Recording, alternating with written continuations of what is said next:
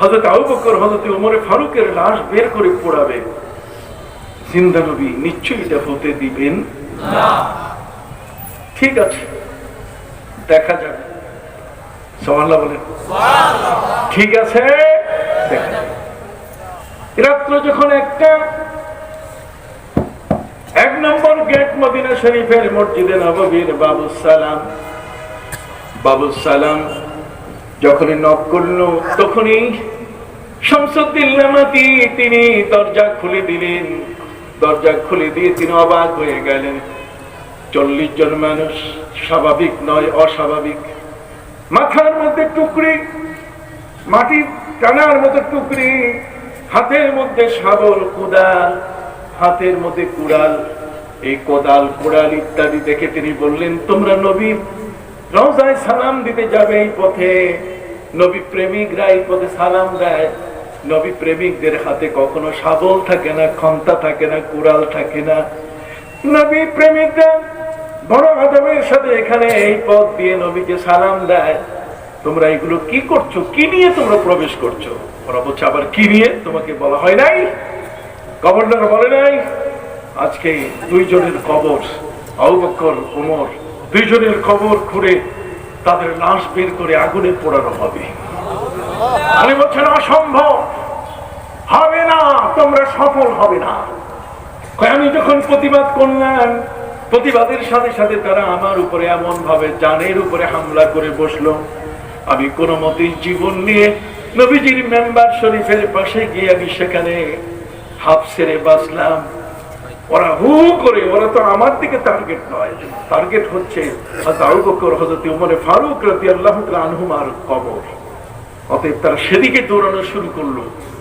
আমি দেখে অবাক হয়ে গেলাম, যখন তারা নবীর মেম্বার শরীফের সামনে পর্যন্ত এসে গেছে, ঠিক ওই মুহূর্তে ওরা আর আগাতে পারে নাই। আস্তে করে মাটি ফাঁক হয়ে গেল, আর 40 জন ওই মাটির ভিতরে জীবন্ত কবর হয়ে গেল।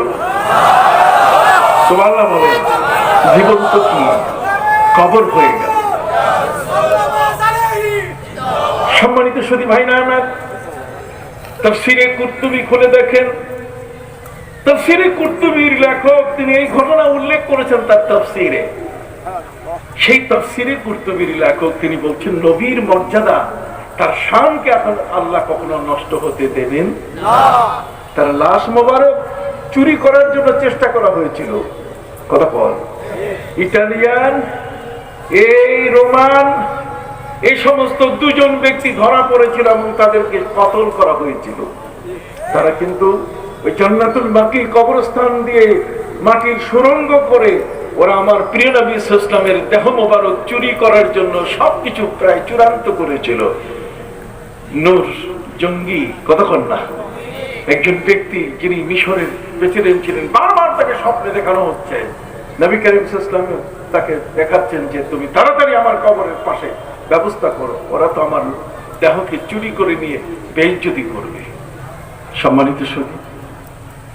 সম্মানিত সুধী ভাইরা আমার প্রিয় নবী সাল্লাল্লাহু আলাইহি ওয়াসাল্লামের দেহ মোবারক চুরি করবে কারা? নূর জঙ্গি। তিনি স্বপ্ন যোগে তার চেহারা পর্যন্ত দেখে ফেললেন। কথা বল, তিনি ঘোষণা দিলেন। 16 দিনে তিনি নবীর মদিনায় আসলেন। আসার পরে তিনি ঘোষণা দিলেন যে তোমরা, তোমাদের জন্য আমি রাষ্ট্রের পক্ষ থেকে উপহার নিয়ে এসেছি, সবাইকে আমার কাছে আসতে হবে, প্রত্যেকই উপহার দেওয়া হবে, এক একজন করে সবাইকে উপহার। কিন্তু ওনার দৃষ্টি হলে যে বিলাই চক্ষু কার? কথা বল না, বিলাই চক্ষু কার? বিড়ালের মতো চক্ষু কার? উনি শুধু চোখের দিকে তাকান, দিচ্ছেন আর চোখের দিকে তাকান, দেখেন নাই?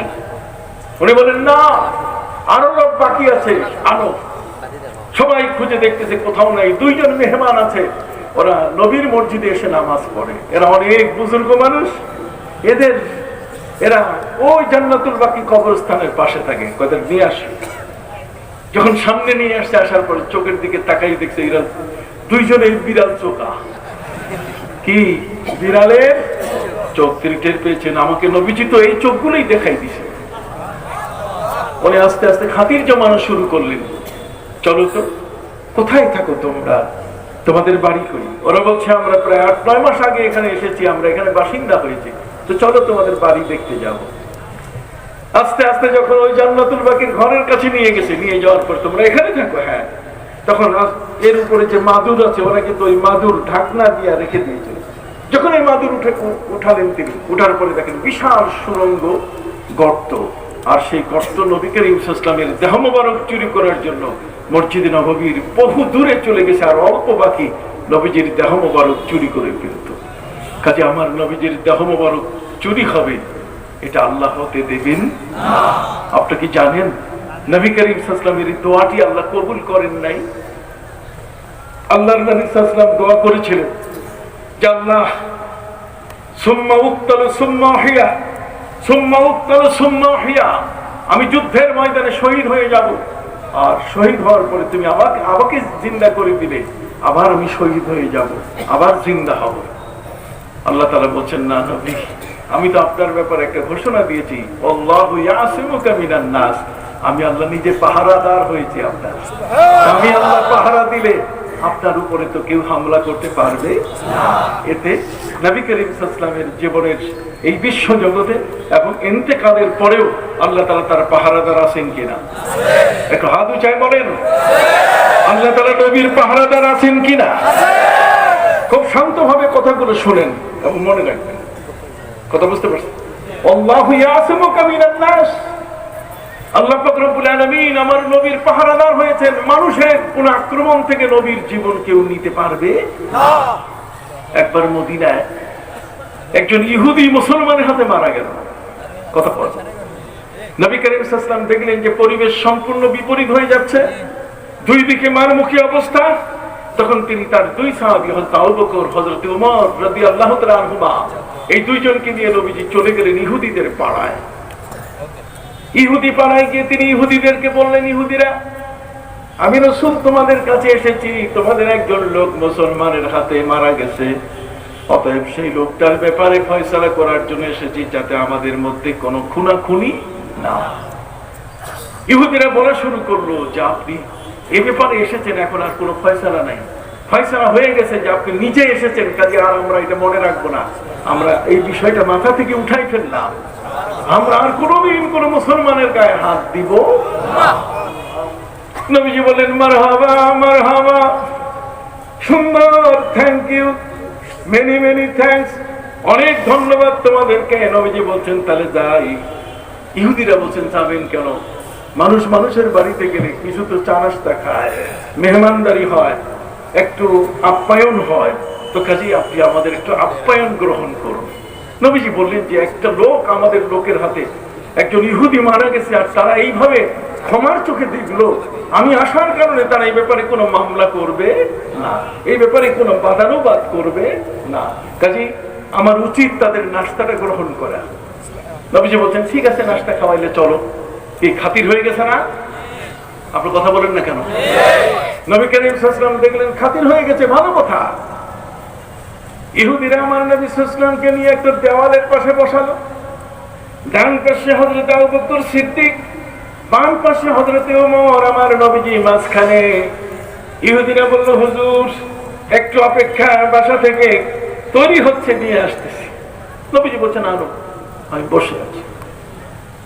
ঠিক এর মধ্যে ইহুদি শয়তান এর একটা লোকের হাতে বিশাল বড় একটা পাথর দিয়া দেয়ালের পিছন দিক থেকে মই দিয়ে তুলে দিয়ে বলছে যে উপর থেকে মুহাম্মদ সাল্লাল্লাহু আলাইহি ওয়াসাল্লামের মাথার উপরে মারবে, যাতে নবী এখান থেকে যেতে না পারে। মুহাম্মদ সাল্লাল্লাহু আলাইহি ওয়াসাল্লামের এখানে জীবন্ত মৃত্যু হয়ে যাবে, তাকে এখানে একেবারে মাঠে স্পটে তাকে আমরা শেষ করে দেব।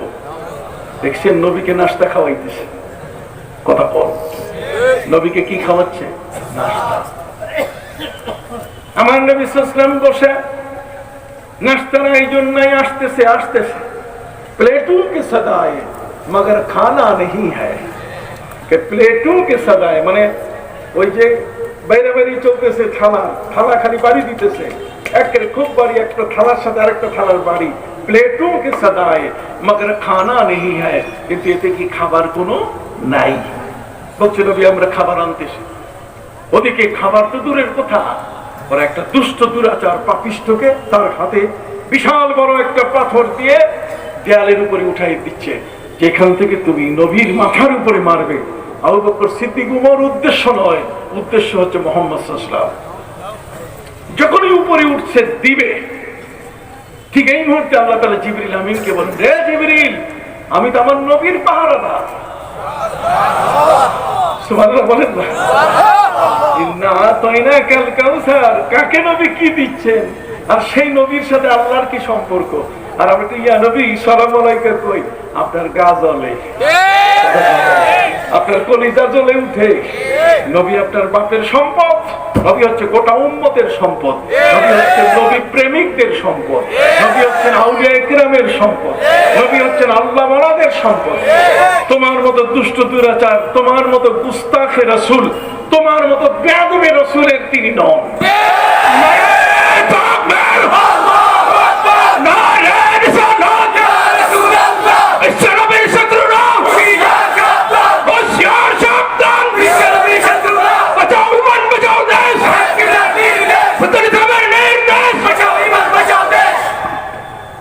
সম্মানিত সুধী ভাইরা আমার,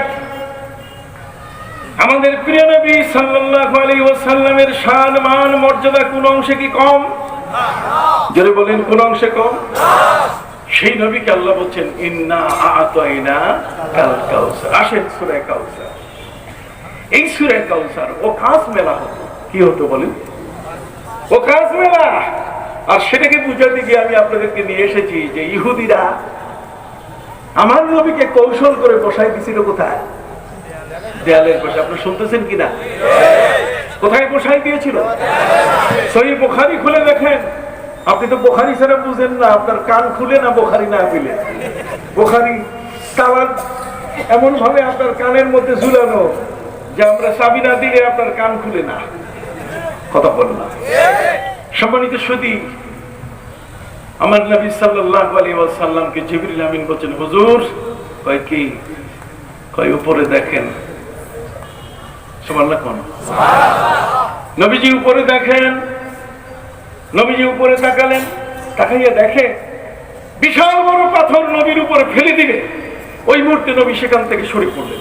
জিবরিল বলছে, সরেন তাড়াতাড়ি, কুইক কুইক। কথা বল না, তাড়াতাড়ি সরেন, লেট করা যাবে না। এখানে এক সেকেন্ডের জন্য লেট করা যাবে না, কুইকলি আপনি চলেন। নবী সাল্লাল্লাহু আলাইহি ওয়াসাল্লাম তাড়াতাড়ি সটকে গেলেন। আবু বকর সিদ্দিক ওমর ফারুক মনে করছে যে নবীজির মনে ইস্তেনজা একটু তলব হয়েছে।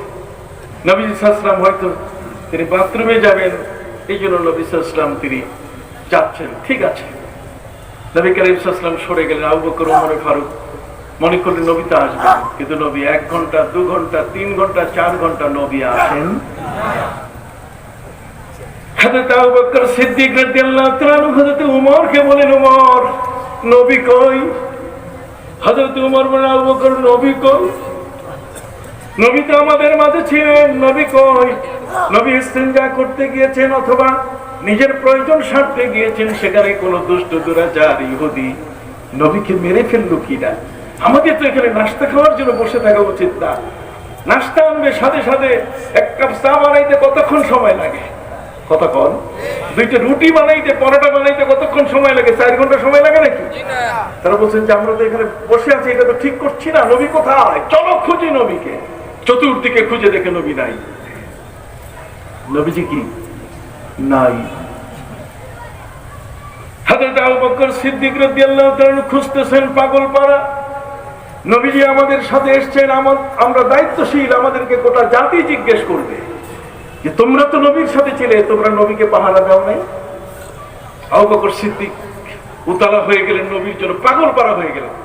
হযরত ওমর রাদিয়াল্লাহু তাআলা নবীজিকে খোঁজা শুরু করলেন। খুঁজতে খুঁজতে মদিনার বনি নাজ্জারের যে বাগান, খেজুর বাগানের মধ্যে তিনি ঢুকলেন। কোনো দরজা নাই, ছোট্ট শিয়াল, শিয়াল বুঝেন তো, এই শিয়াল ঢুকার যে রাস্তা, আসা যাওয়ার রাস্তা, সেই রাস্তার ভিতর দিয়ে হযরত ওমর রাদিয়াল্লাহু তাআলা বাগানের মধ্যে গিয়ে দেখেন যে নবীজি সিজদায় পড়ে আছে।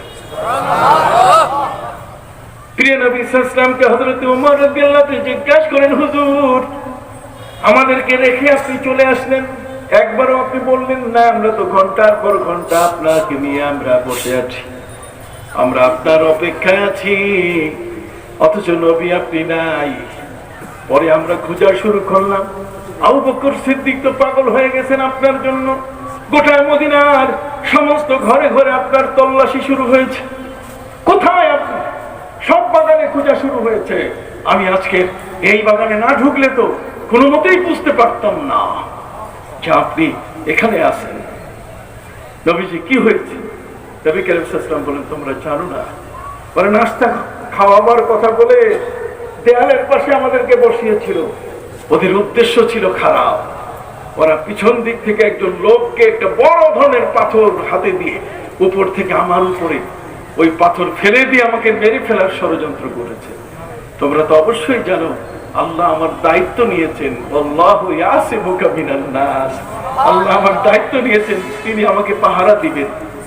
অতএব আল্লাহ আমাকে পাহারাদারির দায়িত্ব পূরণ করে জিবরিল আমিন মাধ্যমে সরাই নিয়েছেন। সুবহানাল্লাহ বলেন। তাহলে নবীর ব্যাপারে সবচেয়ে বেশি নজর কার? আল্লাহ। জোরে বলেন। নবীজির ব্যাপারে সবচেয়ে বড় দৃষ্টি কার? নবী কখন কিভাবে চলছেন, হাঁটছেন, উঠছেন, ফিরছেন, সবখানে সর্বক্ষেত্রে একজন পাহারাদার যেমন পাশে থাকে, একজন বডিগার্ড যেমন সবসময় পাহারা থাকে, আমার আল্লাহ বলছেন আমি আমার নবীর জন্য পাহারাদার হয়ে গেছি। যখন আয়াত নাযিল হয়েছে তখনই আমার নবীজি পাহারাদার তুলে দিয়েছেন, যে পাহারাদার লাগবে না, আল্লাহ আমার পাহারাদার হয়ে গেছেন। তাহলে সেই নবী সম্পর্কে আল্লাহ বলছেন ইন্না আ'তাইনা কাল কাউসার। আসেন আমি এখন কিছু তাফসীর করি, কি বলেন? ঠিক ইন্না আ'তাইনা কাল কাউসার। আল্লাহ বলছেন হে নবী আপনাকে কাউসার দিয়েছি। এই কাউসার সূরাটার দাম কত, এটার মূল্য কত, এটার ওয়েট কত, এটার গ্র্যাভিটি কত? এটা গ্র্যাভিটি হলো যে ওকাস মেলার মধ্যে কবিরা কবিতার প্রতিযোগিতা করত। কথা বলে এই কবিতার প্রতিযোগিতা, এর মধ্যে যারা প্রথম, দ্বিতীয়, তৃতীয় হতো, তাদের কবিতা যেন বিশ্বজুড়ে সকল মানুষ যেন শুনতে পারে, সকল মানুষ যেন জানতে পারে যে এবার কবিতায় কে ফার্স্ট হয়েছে, কে সেকেন্ড হয়েছে, কে থার্ড হয়েছে। তাদের কবিতাগুলো কাবা ঘরে টাঙ্গানো হতো। জোরে বলেন। কাবা ঘরে কবিতাগুলো টাঙ্গানো হতো। সম্মানিত সুধী, প্রতি বছর কাব ইবনে জুহাইর, জুহাইর ইবনে বুহাইর, ইমরুল কায়েস বলেন, কুস ইবনে সাঈদ আল-গিয়াদি বলেন, আনতারা ইবনে শাদ্দাদ বলেন, কথা বলেন, যত ধরনের বড় বড় কবি, এই সমস্ত কবির প্রতিযোগিতার কবিতা ফার্স্ট, সেকেন্ড, থার্ড, তাদের কবিতা কাবা ঘরে লটকানো থাকতো। মানুষরা যারা কাবা ঘরের তোয়াফে আসতো, হজে আসতো, তারা শেষে দেখতো, নাম পড়তো যে এই কাবা ঘরের টাঙ্গানো কবিতাগুলোতে কারা কারা প্রথম হয়েছে, দ্বিতীয় হয়েছে, তৃতীয় হয়েছে। আমার নবীজি সাল্লাল্লাহু আলাইহি ওয়াসাল্লামের উপরে যখন কোরআন নাজিল হলো, তখন এই কোরআন যে সময় নাজিল হলো সে সময় আরবের মধ্যে সবচেয়ে বেশি সাহিত্য চর্চা। কথা বল না। আরবের মধ্যে সবচেয়ে বেশি কি সাহিত্য চর্চা। সাহিত্য চর্চা মানে এই জন্য আমার নবী বলছেন আনা আফসাহুল আরব, আমি কিন্তু বিশুদ্ধ ভাষী। আমি যে কথাগুলো বলছি আমার কথাগুলো সাহিত্যের সর্বোচ্চ মানের কথা। আমার কথাগুলো কোনো অবস্থাতেই কোনো নিম্ন মানের কথা নয়। আপনি সুবহানাল্লাহ কইবেন না? সম্মানিত সুধী ভাইরা আমার, আমার নবী সাল্লাল্লাহু আলাইহি ওয়াসাল্লামের উপরে যে কোরআন নাজিল করা হয়, সেই কোরআন নবীজি তেলাওয়াত করেন। কোরআন যখন নাজিল হচ্ছে আমার নবীর উপরে, তখন সেই কোরআন নাজিল করতে গিয়ে নবীজি বসে বসে কোরআন আর পড়ছেন না, আবেগ আপ্লুত হয়ে নবীজি দাঁড়ায় দাঁড়ায় কোরআন পড়া শুরু করলেন। নবীজি শুধু দাঁড়িয়ে দাঁড়িয়ে কোরআন তেলাওয়াত করছেন তা নয়, বরং পায়ের পাতার উপরে দাঁড়িয়ে নবীজি, পাতার উপরে, পায়ের যে পাতা আঙ্গুল, এই আঙ্গুলের সাথে যে ছোট পাতাটা, এই পাতাটার উপরে ভর করে নবীজি কোরআন তেলাওয়াত করছেন। এটা বেড়ার ফাঁক দিয়ে মক্কার কাফেররা দেখছে। মক্কার কাফেররা বেড়ার ফাঁক দিয়ে আমার নবীজির তেলাওয়াত দেখেছে যে মুহাম্মদ সাল্লাল্লাহু আলাইহি ওয়াসাল্লামকে তার প্রভু শাস্তি দিতেছেন। কোরআন নাযিল করে মুহাম্মদ সাল্লাল্লাহু আলাইহি ওয়াসাল্লাম এখন শাস্তির উপযুক্ত হয়ে গেছেন। আল্লাহ তাকে শাস্তি দিচ্ছেন কোরআন দিয়া, কারণ এই বসে বসে কোরআন পড়তে পারতেছেন না, পায়ের পাতার উপরে দাঁড়িয়ে।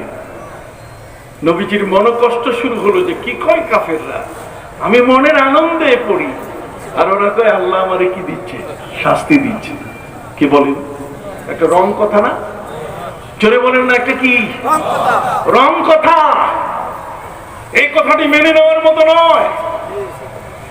আমার নবীর মনোকষ্ট, সেই মনোকষ্ট দূর করতে আল্লাহ পাক রব্বুল আলামিন পবিত্র কোরআন মজিদের সূরা নাযিল করলেন, সূরা তাহা। তাহা মা আনজালনা আলাইকাল কিতাবা লিতাশকা, আল কুরআন লিতাশকা। হে নবী, এমন এক কোরআন আপনাকে আমি নাযিল করেছি, যেই কোরআন নাযিল হওয়ার কারণে হে নবী আপনাকে আমার কষ্ট দেওয়া কোনো উদ্দেশ্য নয়। আপনি পায়ের পাতার উপরে দাঁড়িয়ে কোরআন পড়ছেন কেন? কাফিররা আপনাকে ফলো করে বলছে যে আপনাকে আমি শাস্তি দিচ্ছি, আসলে আপনাকে আমি শাস্তি দিচ্ছি না। সুবহানাল্লাহ বলেন। আপনি বসে বসে কোরআন তেলাওয়াত করেন, নবীজি বলছেন আল্লাহ এই মহাগ্রন্থ আল কোরআন এটা দাঁড়িয়ে পড়লে আমার কাছে বড় মজা লাগে। সুবহানাল্লাহ বলেন। এই জন্য আমরা নামাজে দাঁড়িয়ে দাঁড়িয়ে কি কোরআন পড়ি এবং কোরআন কি শুনি। সামনের তারাবি কয় রাকাত পড়বেন? জোরে বলেন, কয় রাকাত? হাত তোলেন তো। 20 রাকাত পড়বেন কারা কারা? না 8 রাকাত? 8 রাকাত পড়বেন না? হাত নামান। 8 রাকাত হচ্ছে তাহাজ্জুদের নামাজ, এটা সারা বছর পড়া যায়। তারাবি সারা বছর পড়া যায় না। মা আয়েশা রাদিয়াল্লাহু তাআলা বলছেন নবীজি রমজান এবং রমজান ছাড়া তিনি 8 রাকাত নামাজ সবসময় পড়তেন। এটা তাহাজ্জুদের নামাজ। তারাবি তো সবসময় তিনি পড়তেন না, তিনি তার জীবনে একবার মাত্র পড়ছেন 20 রাকাত। তিনি বলছেন আমি যদি বারবার পড়তাম এটা আমার উম্মতের উপরে ফরজ হওয়ার আশঙ্কা ছিল। কথা বুঝতে পারছেন? 20 একবার পড়ছেন, কাজী হযরত ওমর সেই 20 সংখ্যাটাকে ধরে নিয়ে তিনি এই তারাবির নামাজটাকে চালু করেছেন। সম্মানিত সুধী ভাইরা আমার নবী সাল্লাল্লাহু আলাইহি ওয়াসাল্লামের উপরে পবিত্র কোরআন এটা নাযিল করা হলো, যখন নাযিল করা হচ্ছে, যখন নবীজি কোরআনের তেলাওয়াত করতেন, তার মধুর তেলাওয়াতে কাফেররা চতুর্দিকে রাত্রবেলায় এসে কান লাগাইয়া কোরআন শুনত। কথা বল। নবীজির ভক্তের সংখ্যা বাড়া শুরু করলো। আবু জাহাল তার সাঙ্গ পাঙ্গ সকলকে নিয়ে একত্রিত হয়ে রেজুলেশন পাশ করলো যে মুহাম্মদ সাল্লাল্লাহু আলাইহি ওয়াসাল্লামের কোরআন কাউকে শুনতে দেওয়া হবে না। অপরদিকে তারা প্রপাগান্ডা শুরু করলো যে মুহাম্মদ সাল্লাল্লাহু আলাইহি ওয়াসাল্লাম নিজের হাতে তিনি কোরআন বানায় বানায় উনি পড়তেছেন, কোরআন বানাইয়া বানাইয়া তিনি তৈরি করতেছেন। সম্মানিত শুধু কত ধরনের কথা আমার আল্লাহ বলছেন, লাউ তাকাব্বালা আলাইনা বাদাল আকাবিল, যদি আমার নবী কোরআনের কোন একটা লাইন একটা শব্দ যদি যোগ করে তাহলে আমি নবীকে ছাড়বো না। অতএব নবীকে না ছাড়ার কথা আল্লাহ ঘোষণা দিয়েছেন। সেই নবী সাল্লাল্লাহু আলাইহি ওয়াসাল্লামের উপরে নাযিলকৃত কোরআন এটা যে মহাসত্য, এটা যে আল্লাহর বাণী, এটার প্রমাণ স্বরূপ আল্লাহ তাআলা সূরা কাউসার নাযিল করলেন। এই সূরা কাউসার এটা মক্কি সূরা। জোরে বলেন, সূরা কাউসার কি মক্কি? মক্কি সূরা। এই সূরাটি মক্কায় নাযিল হয়েছে।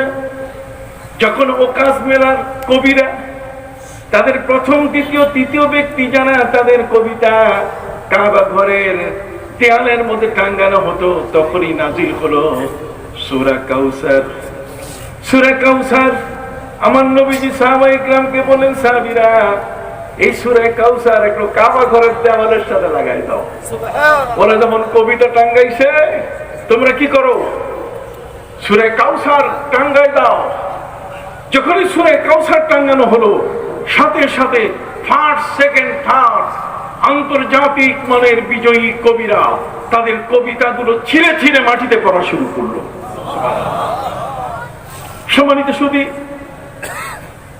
সূরা কাউসার শুধুমাত্র কাবা ঘরের দেয়ালে, আর কারো কোনো কবিতা নাই, সব কবিতা মাটিতে পড়ে গেছে। পড়ার শেষ পর্যন্ত বলা শুরু করলো, ইন্না আ'তাইনাকাল কাউসার ফাসাল্লি লিরাব্বিকা ওয়ানহার ইন্না শানিআকা হুয়াল আবতার ইন্নাহু লাইসা মিন কালামিল বাশার ইন্নাহু হুয়া কালামু রাব্বিল বাশার। ওরা কাফেররা শেষ পর্যন্ত এটার পাশে লিখে দিতে বাধ্য হলো যে এটা কোনো মানুষের বাণী না।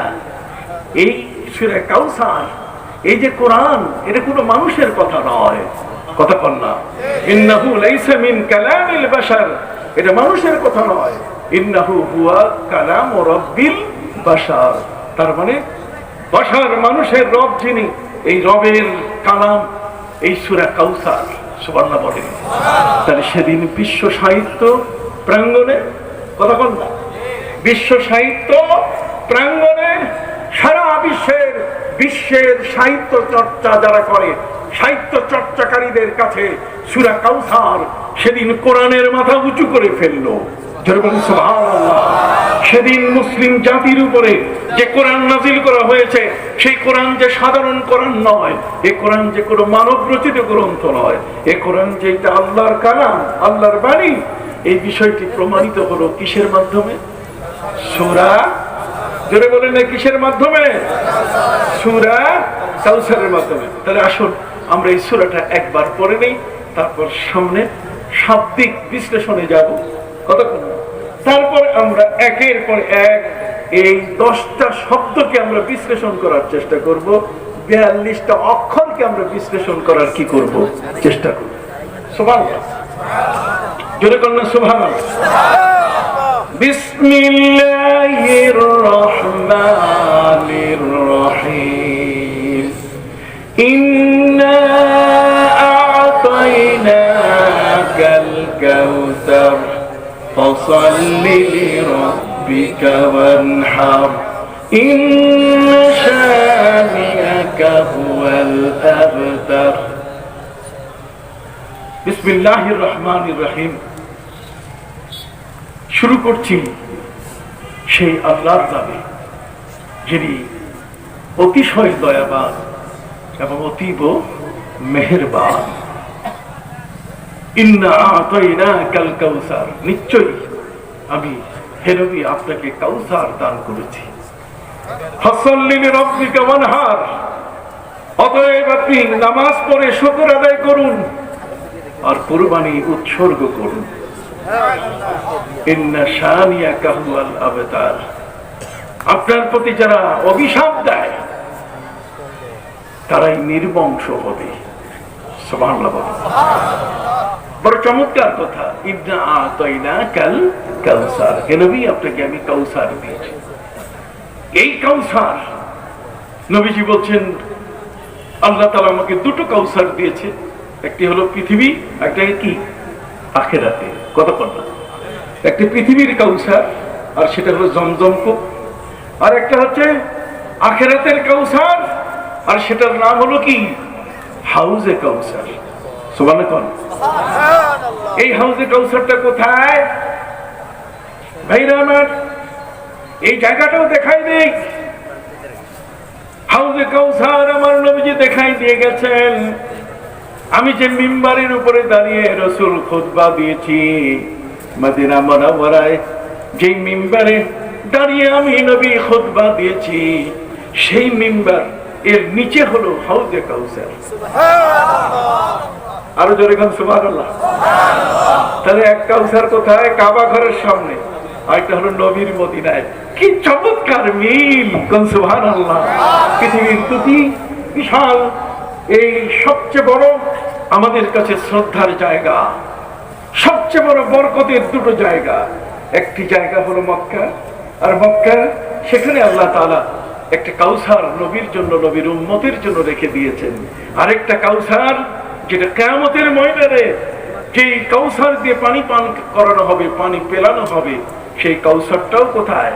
মদিনা মুনাওয়ারায়। নবী করিম সাল্লাল্লাহু আলাইহি ওয়াসাল্লাম বলেছেন যে আমার মিম্বারের নিচে কি হবে? কাউসার হবে। সুবহানাল্লাহ বলেন। হাউজে কাউসার এখানে হবে। তাহলে আমার নবী সাল্লাল্লাহু আলাইহি ওয়াসাল্লামের ঠিকানা ছাড়া হাউজে কাউসার অন্য কোথায় পাওয়ার কোনো সুযোগ নাই। এখন প্রশ্ন হলো যে নবীকে এই দুনিয়ারও কাউসার দেওয়া হলো, আখিরাতেরও কাউসার দেওয়া হলো, অনেক নবী তো আছেন, তাদের কাউকেই তো দেওয়া হয়নি। কথা বল। নবীকে কারণে দেওয়া হয়েছে যে আমার নবীর প্রতি আল্লাহ তাআলার কিছু স্পেশাল দরদ আছে। আমার নবীর প্রতি আল্লাহ তাআলার বিশেষ কতগুলো কি আছে, ভালোবাসা আছে। স্পেশাল স্পেশাল কিছু জিনিস আমার নবীকে আল্লাহ দিয়েছেন। যেমন আমার নবীকে আল্লাহ পাক রব্বুল আলামিন হাউজে কাউসার দিয়েছেন। আমার নবী করিম সাল্লাল্লাহু আলাইহি ওয়াসাল্লামকে কিয়ামতের ময়দানে শাফাআতের দায়িত্ব দিয়ে দিয়েছেন। সুবহানাল্লাহ। শাফাআতের দায়িত্ব কার হাতে? আমার নবীর হাতে। আমার নবী লিওয়ায়ে হাম কিয়ামতের ময়দানে তিনি বলছেন ওয়া তাহতাহু আদম ওয়া মান দুনা, আমার এই পতাকার নিচে, সবুজ পতাকার নিচে আদম থাকবেন এবং অন্যান্য সকল নবী থাকবেন। সুবহানাল্লাহ বলেন। সেই নবী যাকে আল্লাহ পাক রব্বুল আলামিন মাকামে মাহমুদের মালিক বানিয়েছেন। আসা আইয়াবাসাকা রাব্বুকা মাকামান মাহমুদা, মাকামে মাহমুদের মালিক আমার নবী। স্পেশাল কোন নবীকে আল্লাহ সেই সুযোগ দেন নাই। ঠিক এমনি করে আল্লাহ পাক রব্বুল আলামিন আমার নবীকে তিনি আরশের মেহমান বানিয়েছেন। জগতের কোন নবীকে তিনি বানান নাই। সুবহানাল্লাহ বলেন। নবী হলেন সাইয়্যিদুল আম্বিয়া ওয়াল মুরসালিন, যা অন্য কোন নবী সাইয়্যিদুল আম্বিয়া ওয়াল মুরসালিন হতে পারেন নাই। তার নবীর জন্য যতগুলো স্পেশালিটি, নবীর জন্য যতগুলো গুরুত্বপূর্ণ বিষয়, আর সেই গুরুত্বপূর্ণ বিষয়ের মধ্যে একটি হলো যে আল্লাহ পাক রব্বুল আলামিন তাকে কি দিলেন? কাউসার দিলেন। হাউজে কাউসার। হাউজে কাউসার হলো এটা এমন জান্নাতের নহর, সেখান থেকে আল্লাহ কিয়ামতের ময়দানে পানি সাপ্লাইয়ের ব্যবস্থা করবেন। আর এই পানি সাপ্লাইটা এটা এমন একটা পানি, যেই পানিটার মধ্যে আতিয়াবু মিনাল মিস, কস্তরির চেয়েও, মিশকাম্বরের চেয়েও সুগন্ধি হবে সেই পানিতে। জোরে বলেন। এই কূপটা লম্বা হবে কত বড়, কত কম? দুটো হাদিস আছে সম্পর্কে। আমার প্রিয় নবী সাল্লাল্লাহু আলাইহি ওয়াসাল্লাম বললেন ওয়া হাউজি মাসিরাতু শাহরিন, আমার হাউজে কাউসার লম্বা হবে 1 মাসের রাস্তা যত দূর। সুবহানাল্লাহ। কে ভাই, আমি কি আজকে নতুন তাফসীর করি আপনাদের কাছে? নতুন নাকি? ওয়া হাউজি মাসিরাতু শাহরিন, একটু জোরে বলেন। আমার নবী সাল্লাল্লাহু আলাইহি ওয়াসাল্লাম বলেন যে আমার হাউজে কাউসার এটা প্রশস্ত হবে। আমার হাউজে কাউসারের পরিধি, এটার ব্যাসার্ধ, একটা কূপ হলে সেটা এই পাশে 2 হাত, ওই পাশে 2 হাত, এই গোল বৃত্তের মধ্যে একটা কূপ। নবী করিম সাল্লাল্লাহু আলাইহি ওয়াসাল্লাম বলছেন ওয়া আরজুহু ওয়া তুলুহু মা বাইনাল মাশরিকি ওয়াল মাগরিব, আমার এই হাউজে কাউসার এটা এত বড় প্রশস্ত হবে যে এটার একটা কোণা হবে পূর্ব দিক পৃথিবীর, আর একটা হলো পশ্চিম দিক। আসমান এবং জমিন এই পুরো মিলাইয়া যত বড়, আমার হাউজে কাউসার হবে তত বড়। নবীজি বলেন এটা সোল অথরিটি আমি, এটার সোল অথরিটি কি আমি, এটার পুরা কর্তৃত্ব থাকবে কি আমার কাছে। আমার কাছে এর কর্তৃত্ব থাকবে। এখানে ইহুদিদের ঢোকার কোনো সুযোগ নাই। কিয়ামতের ময়দানে ভাইরা আমার কোনো গাছপালার ছায়া থাকবে না। কিয়ামতের ময়দানে জগতের মধ্যে কোনো মানুষ, যারা আজকে আমরা ঘরের ছায়া নিলাম, এসি ব্যবহার করলাম, কত কিছু আনন্দ ফুর্তি উল্লাস, কিয়ামতের ময়দানে পবিত্র কুরআন মজিদে আল্লাহ বলে ইয়াউমা তুবাদদালুল আরদু গায়রাল আরদি ওয়াস সামাওয়াতু ওয়া বারাজু লিল্লাহিল ওয়াহিদিল কাহ্হার। সুবহানাল্লাহ বলেন। আল্লাহ বলেন পৃথিবীর জমিন সেদিন পরিবর্তন করা হবে। সাগর থাকবে না, নদী থাকবে না, গাছপালা থাকবে না, কোনো বৃক্ষ তরুলতা থাকবে না। এই জমিন খানা তামার প্লেটে পরিণত হয়ে যাবে। সূর্যটা মাথার উপরে, মাথার মগজ গলা শুরু করবে। ওই মুহূর্তে মুনাফিক যারা, তারা বলবে ইয়াউমা ইয়াকুলুল মুনাফিকুনা ওয়াল মুনাফিকাতু লিল্লাযীনা আমানু যুরুনা। সেদিন কিয়ামতের ময়দানে যারা আল্লাহকে মানে নাই, রাসূলকে মানে নাই, মুনাফিকি করেছে, মুসলমানের পোশাক ছিল গায়ে কিন্তু ইসলামের কোনো কাজ করে নাই, পাগড়ি ছিল কিন্তু নামাজ পড়ে নাই, তার দাড়ি ছিল কিন্তু সত্য কথা বলে নাই। ইসলামের যে লেভেল, ইসলামের যে পোশাক, ইসলামের যে চাহিদা, এগুলো তার দ্বারা পালিত হয়।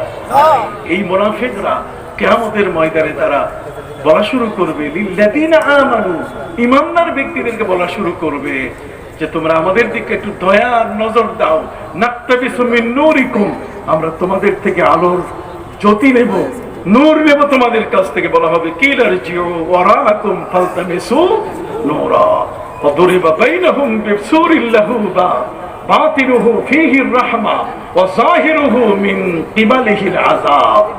সুবহানাল্লাহ বলেন। এক আরশের ছায়া ছাড়া আর কোন ছায়া থাকবে না। সেই আরশের ছায়ায় সেখানে আমরা থাকবো নবীর উম্মত।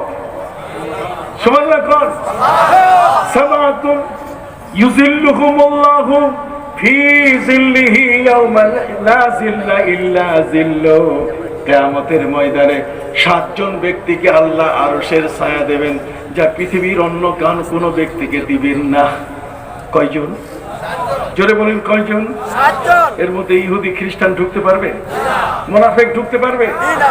আমাদের জন্য যে কত আয়োজন, আর সেই আয়োজনের মধ্যে তামার প্লেটের মধ্যে সূর্যের আলো মাথার মগজ গলায় ফেলবে, পায়ের নিচ থেকে আগুনের ঝলক ভিতরে ঢুকা শুরু করবে, উত্তপ্ত হয়ে যাবে গোটা দেহটা। আর ঠিক এই মুহূর্তে আমার নবীজি সাল্লাল্লাহু আলাইহি ওয়াসাল্লাম তিনি আমাদের জন্য হাউজে কাউসার নিয়ে অপেক্ষা করবেন। আমরা তার কাছে দৌড়ায় যাব, নবী আমার, দাবি আমার। সুবহানাল্লাহ বলেন। নবী আমার, দাবিও কি আমার। সুবহানাল্লাহ বলেন। অতএব সম্মানিত সুধী ভাই না আমাদের প্রিয় নবী সাল্লাল্লাহু আলাইহি ওয়াসাল্লাম সেদিন হবেন তিনি এই হাউজে কাউসারের বিতরণকারী। আল্লাহর নবী সাল্লাল্লাহু আলাইহি ওয়াসাল্লাম তিনি বলেন, আমার এই হাউজে কাউসার এটাকে বন্টন করার জন্য আমি আমার সেই উম্মতদের জন্য অপেক্ষা করব যারা আমাকে না দেখে ঈমান এনেছে। আমরা নবীকে দেখি নাই, আমরা নবীর জামানা পাই নাই, খায়রুল কুরুন আমাদের নসিব হয় নাই। আমরা প্রতিবন্ধকতার যুগে কত বাধা, কত বিপত্তি, নবীকে ভালোবাসতে গিয়ে কত দুষ্ট দুরাচার আমাদেরকে কত ভাবে প্রতারণা করছে। কি বলেন ঠিক কিনা? এর মধ্য থেকে আমরা নবীর মহব্বত কি কমাই দিছি? ইয়া নবী সালাম আলাইকে বাদ দিছি? খবরদার, এগুলো কখনো বাদ দিবেন না। ইয়া নবী সালাম আলাইকে কখনো বাদ দেবেন না, নবীর মহব্বত ছাড়বেন না। কিয়ামতের ময়দানে নবীর হাতে বহু কিছু, নবীর হাতে হাউজে কাউসার, নবীর হাতে শাফাআত। ওয়া আনা আউয়ালু শাফিউ ওয়া মুশাফফা, প্রথম আমার শাফাআত কবুল করা হবে। কতক্ষণ না, আনা আউয়ালু মান ইউজানু আন উরফা রাসি, সর্বপ্রথম আমার মাথা আল্লাহ তাআলা উঠাতে বলবেন, বলবেন ফাশাফে তুশাফা, হে নবী আপনি শাফাআত করুন, আপনার শাফাআত কবুল করে নেওয়া হবে। নবী করিম সাল্লাল্লাহু আলাইহি ওয়াসাল্লাম তখন নিজের উম্মত ছাড়া কি অন্যদিকে যাবেন? জোরে বলেন যাবেন না? তাহলে সেই নবী সাল্লাল্লাহু আলাইহি ওয়াসাল্লাম কিয়ামতের ময়দানে, তারপরে আল্লাহ তাআলা এত বড় রহমত তিনি করেছেন, রহমতের নবী, রহমতুল লিল আলামিন। তিনি এই জগতেরও রহমত, তিনি ওই জগতেরও কি রহমত। এই জন্য তিনি আলামিন, আলামিনের রহমত। কতক্ষণ না, কোন জগতে তিনি বাদ নাই। সুবহানাল্লাহ কোন?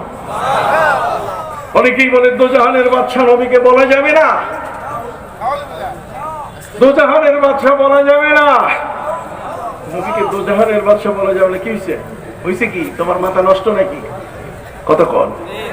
সৌদি আরবের বাদশারে তুমি বাদশা কও, ওখানে তোমার মাথা ঠিক থাকে, আর নবীকে বললে তোমার মাথা নষ্ট হয়, কারণটা কি?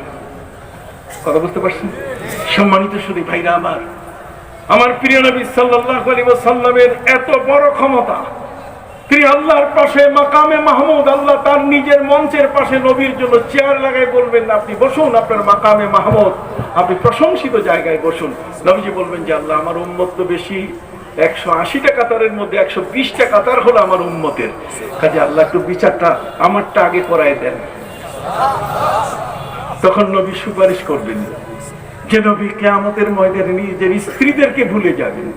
কথা বল না, তিনি কখনো হিসাবে, কখনো কিতাবে, কখনো সিরাত, কখনো তিনি পাল্লার পাশে যাবেন, কখনো হিসাব নিকাশের কাছে যাবেন, কখনো তিনি যাবেন সিরাত, পুল সিরাতের পাশে। সেই নবী সাল্লাল্লাহু আলাইহি ওয়াসাল্লামকে আল্লাহ কি দিয়েছেন? কাউসার। এই গর্বটা কার? আমাদের। জোরে বলেন এই গর্ব কার? আসুন, ইন্না আতাইনাকাল কাউসার, ইমাম কুরতুবী রাহমাতুল্লাহি আলাইহি তিনি বলেছেন কাউসারের 16টা অর্থ আছে। কয়টা? কাউসারের অর্থ হলো 16টা। এই 16টা অর্থের মধ্যে দুটোই হলো খুব গুরুত্বপূর্ণ। একটা হলো ওয়া নাহরুল জান্নাহ, এটা জান্নাতের একটা নদী, জান্নাত থেকে আল্লাহ পানি সাপ্লাই দেন। আর একটা হলো ওয়া হাউজি, এটা হচ্ছে আমার হাউস, এটা আমার হাউস, এটা আমার হাউস, এটা আমার কূপ। সুবহানাল্লাহ।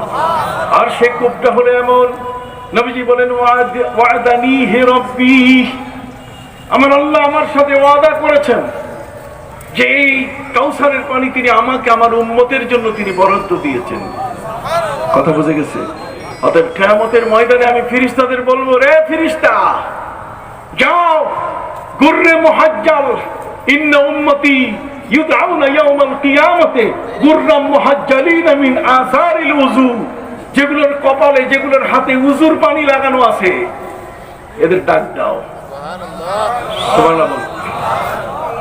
ইন্না উম্মতি ইউদআউনা ইয়াউমাল কিয়ামতে গুররাম মুহাজ্জালিনা মিন আসারিল উযু, কিয়ামতের ময়দানে আমার উম্মত তাদের চেহারাগুলো থাকবে উজ্জ্বল, তাদের পা গুলো হাতগুলো থাকবে উজ্জ্বল, তাদের এই উযুর পানি যে জায়গাগুলোতে স্পর্শ করেছে এগুলো নূরের ঝলকে জ্বলতে থাকবে। বলুন সুবহানাল্লাহ।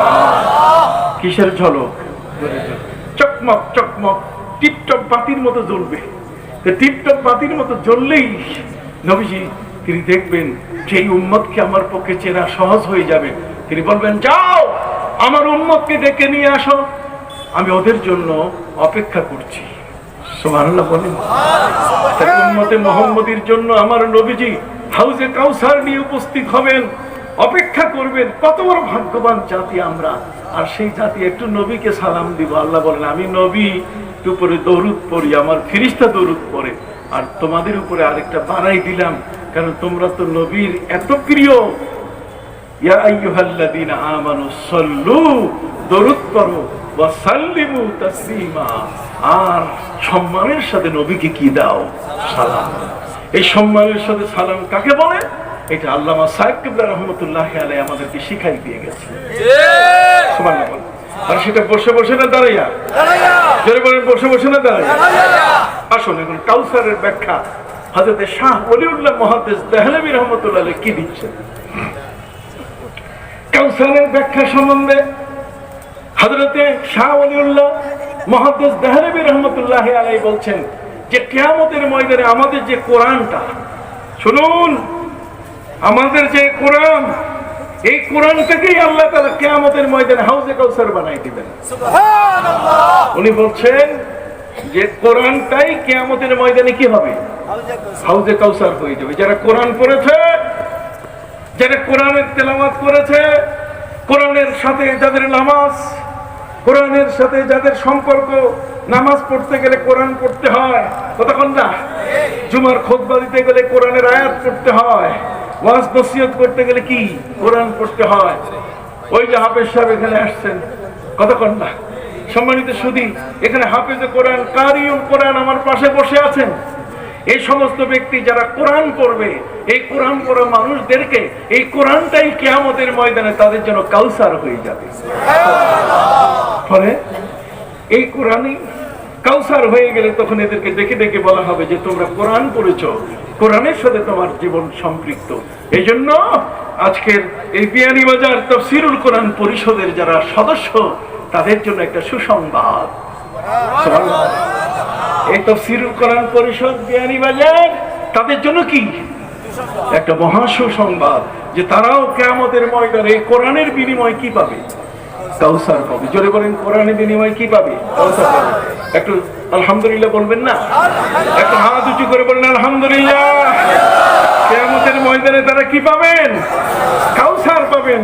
যেহেতু শাহ ওলিউল্লাহ মুহাদ্দিস দেহলভী রাহমাতুল্লাহি আলাইহি এই উপমহাদেশের শ্রেষ্ঠ একজন মুহাদ্দিস, শ্রেষ্ঠ একজন আলেমী দ্বীন, সুবহানাল্লাহ বলেন, তিনি বলছেন যে কোরআনটাকেই আল্লাহ তাআলা পরিবর্তন করে কি দিবেন?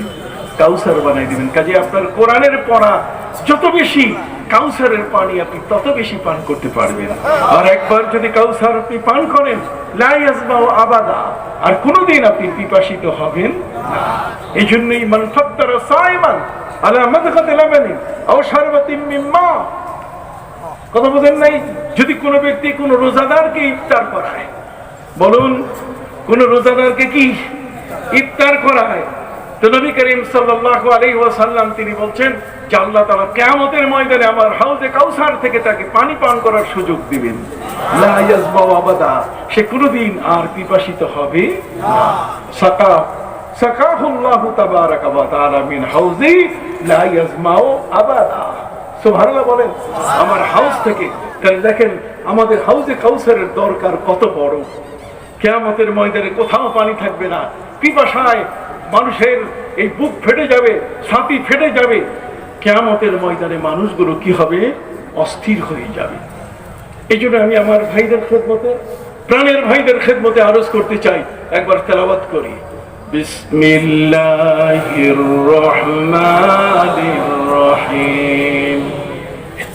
ইন্না আ'তাইনাকাল কাউসার ফাসাল্লি লিরাব্বিকা ওয়ানহার। সুবহানাল্লাহ বলেন। এই হাউজে কাউসারের অবস্থানটা আমি আপনাদেরকে বলে দিলাম, যেটা কত বড় হবে আর এর পেয়ালা কত হবে। তাও নবী করিম সাল্লাল্লাহু আলাইহি ওয়াসাল্লাম বলেন ওয়া কিজানুহু কানুজুমিস সামা। নবী করিম সাল্লাল্লাহু আলাইহি ওয়াসাল্লাম বলেন যে হাউজে কাউসারের পেয়ালা হবে আকাশের তারকা যত, তার চেয়েও বেশি। কথা বল। আতিয়াবু মিনাল মিস্ক, সেটা সুগন্ধি হবে কস্তুরীর চেয়েও আরো বেশি। কথা বল না। এই পানিটা যদি কেউ পান করে, ওয়া আহলা মিনাল আসাল, ওয়া আহলা মিনাল আসাল, তার মানে বেশি মধুর চেয়েও বেশি সুস্বাদু হবে। কথা বল না। একবার পান করলে আর কখনো পিপাসিত হব না। তো পান করার জন্য যখন যাবে হাউজে কাউসারে, তখন আল্লাহ তাআলা বলবেন, এই ফেরেশতারা এটা আটকাও, এই মৌলবীরা আটকাও। নবীজি বলেন, ইয়া রাব্বি ইন্নাহু মিন উম্মতি, আল্লাহ এটা আমার উম্মত। ওর মাথায় তো টুপি আছে, দাঁড়িয়ে আছে। তাই না, আপনি জানেন না আপনার পরে ও মিলাদ পড়তে দেয়নি, আপনার পরে এসে ও ফতোয়াবাজি করছে। মা তাদরি ফায়াকুলু মা তাদরি মা আহাদাসা মিনকুম মা আহাদাসা মিন বাদিকুম। হে নবী, আপনি জানেন না যে আপনার পরে এসে কি কি ফাসাদ করেছে আপনাকে নিয়ে, কাজে একে পান করতে দেওয়া হবে না। আমরা কি ওই দলে যাইতে চাই? না। হাত উঠান তো, যাইতে চাই না।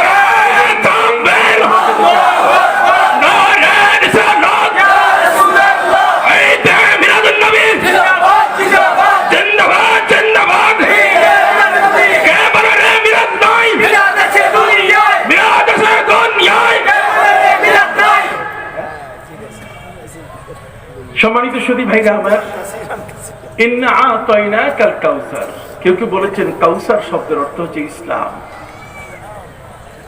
কাউসার শব্দের অর্থ কি? ইসলাম। ইসলামের যত কাজ, যতগুলো কাজ করবেন, এটি আপনার জন্য কি হবে? এটি কাউসার হয়ে যাবে কিয়ামতের ময়দানে। সুবহানাল্লাহ বলবেন না? কিয়ামতের ময়দানে এটি আপনার জন্য কি হবে? কাউসার হয়ে যাবে। সুবহানাল্লাহ কর। শুধু তাই নয় প্রাণের বন্ধুরা, এই কাউসার হলো লা ইলাহা ইল্লাল্লাহু মুহাম্মাদুর রাসূলুল্লাহ সাল্লাল্লাহু আলাইহি ওয়াসাল্লাম, অর্থাৎ আল্লাহ ছাড়া কোনো মাবুদ নাই। আমার প্রিয় নবী সাল্লাল্লাহু আলাইহি ওয়াসাল্লামকে আপনি রাসূল বলে যদি স্বীকার করেন, তাহলে এটাই আপনাকে নবীজির কাউসার পাওয়ার জন্য যোগ্য বানিয়ে দিবে।